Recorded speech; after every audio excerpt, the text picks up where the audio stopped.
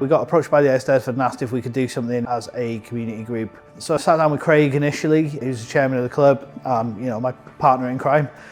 We started throwing ideas around, and the one that we kept coming back to is, there's such a focus on poetry and creativity within the Eisteddfod that maybe creating a poem was the right way to go, really. So the workshop we've done here today is literally getting people just to think about what the club means to them, and it would be different for everyone. So, I discussed with them how my view as the founder of the club was going to be different to, for example, Kentus, who's only going into his second season at the club. And it was really fascinating to see as we were going through the way the club is to everyone and what it represents to everyone, how these common themes come out, whether you're the founder of the club who's been here for 10 years or a guy who's been here for 8 months.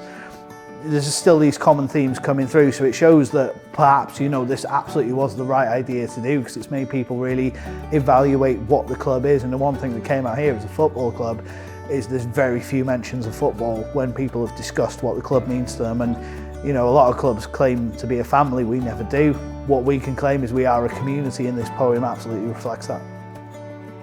Fel rhan o'n prosiect gyda'r Eisteddfod, dyn ni'n achwilio I straeon diddorol iawn o gwmpas yr Eisteddfod. Un o'r rhai enwoca ydy stori Heddwyn, a mae yna link i'r stori Heddwyn yma yn Wrecsam cyffredinol, oherwydd dyma'r lle ola, mae'n debyg, oedd Heddwyn yn sefyll ar tir ei wlad cyn iddo fynd i'r Litherland ac wedyn ymlaen i Gwlad Belg I ymladd yn y Pryfel. Yn anffodus, ddaru Heddwyn cael ei farw pan oedd o draw fyna, ond ddaru o ennill y cadair yn 1917 yn Eisteddfod Birkenhead, y cadair ddi enwog. So I'm Eva Rose, I'm a local poet and I'm also a trustee of Bellevue, and I've basically been tasked to curate a poem of the players' voices, their experience of Bellevue and how they feel about the club in terms of the club's ethos and identity. The word community and home comes up a lot, and I think that speaks volumes about the club. It just shows how welcome everybody feels, regardless of their background, where they're from, what language they speak. They have a home at the club and they feel welcome, they feel safe. And a lot of them are stipulated about the confidence that they've developed over time, the passion that they've got to, I guess, play as a team regardless of the result as well. So it's very telling about how beautiful and important the club is for Wrexham in general. When I think of the Eisteddfod, you think of dancing, of rhythm, of drums, of literature, of community, of togetherness. And I think curating a poem with Bellevue, with the ethos, meeting the Eisteddfod, there's no match more perfect. The Eisteddfod for Wales culturally is so important to showcase the language and what we're truly about as a nation. But also we're a very welcoming nation, we're an open nation. And if you feel Welsh, you are Welsh. And that's why clubs like Bellevue are so important, why the Eisteddfod is so important, and collaborating with both to create such a special film about a magical club, there's nothing better than that. Bellevue FC, I would describe it as a melting point of different nationalities and culture, where there is mutual respect. Players and their families are well respected and encouraged. The environment is so nurturing for the youngsters, and I'm proud to be associated with the club. Bellevue means to me a second family, a group of lads I can trust, an all-inclusion club, which is, for this day and age, is really rare to find. This club's not about winning, it's about taking part in it, being all-inclusive to every single player, making them feel welcome into the country of Wales as a general, and just getting the very best out of them.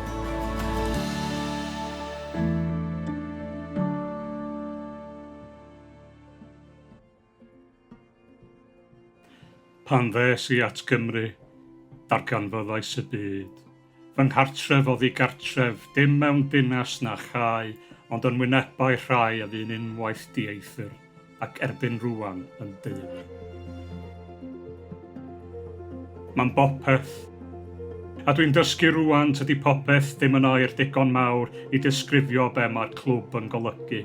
Dyma le dwi'n mynd I gwrdd â charlonau cyfateb, lle mae fy ngwahaniaethau'n wneud fi'n perthyn, oherwydd dyma lle dwi'n barod yn rhan o mosaic hyd. Doedd dim rhaid I mi geisio ffitio I mewn, rwy'n I ffitio mewn yn barod.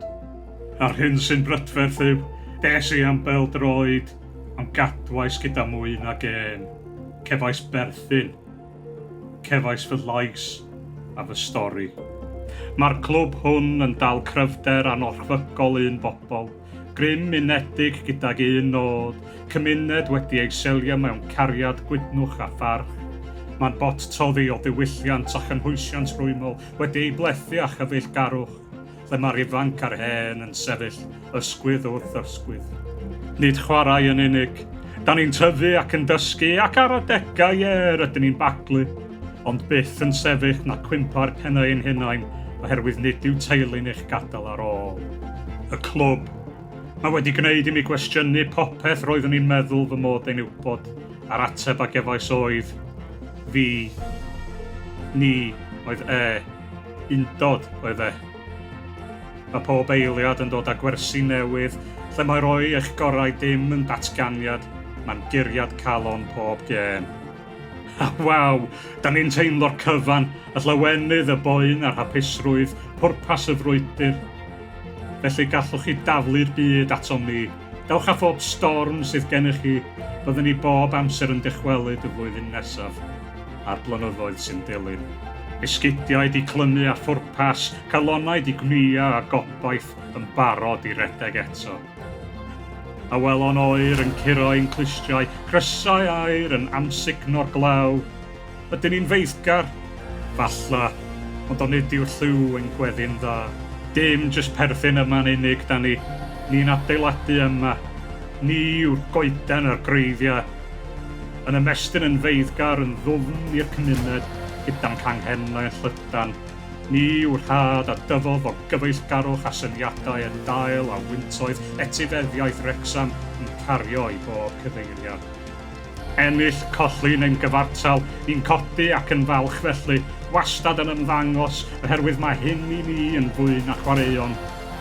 Rhydd, cysylltiad a hanas ydw. Ni yw'r rhaid i ofyn ar dyfodol, yn gwasgaru uchelgais fel dyst gol siwmperi. Diwylliant unigryw, ac ôl troed sy'n unigryw am byth. Un clwb, un bobl, un edig. Ni yw Belle FC.